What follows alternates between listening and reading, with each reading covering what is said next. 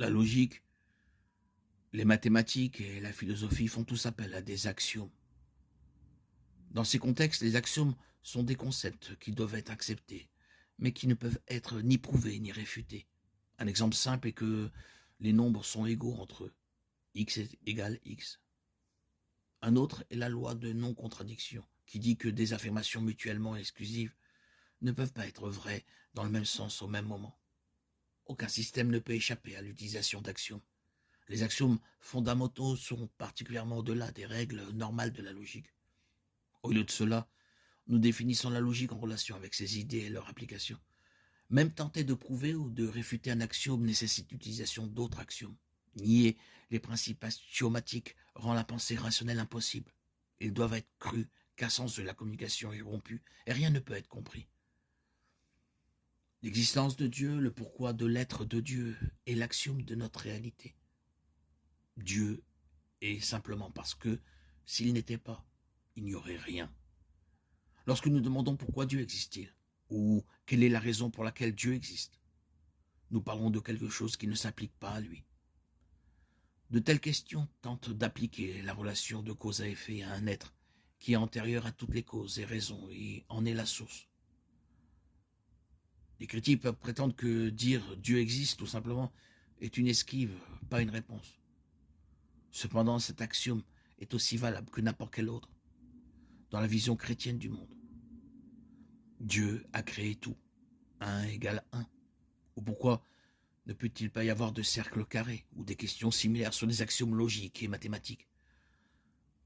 Nous ne pouvons alors que donner cette réponse. Ils sont tout simplement la réalité, sans parler de la raison.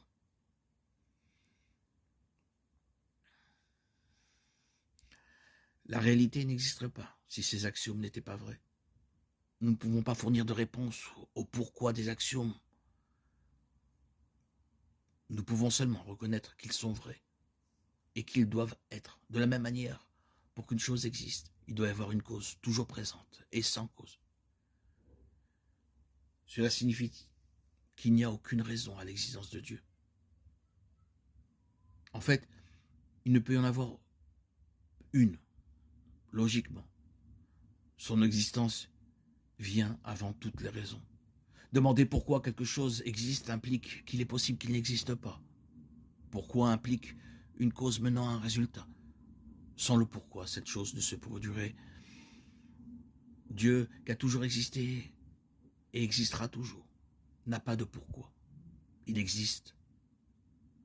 Lorsque Moïse a demandé au Seigneur de s'identifier, Dieu a simplement dit « Je suis ». Exode 3, 13, 14. Jésus a fait écho au concept de « Je suis » concernant les siens, Jean 8, 58. L'explication la plus simple de la nature de Dieu est qu'il est la seule chose nécessaire, la base ultime de toute réalité. Quelque chose de nécessaire qui n'est pas le résultat de quoi que ce soit d'autre. Il n'y a pas de pourquoi à l'existence de Dieu. Au contraire, il est le pourquoi ultime de tout autre aspect de la réalité. L'existence de Dieu est proprement axiomatique.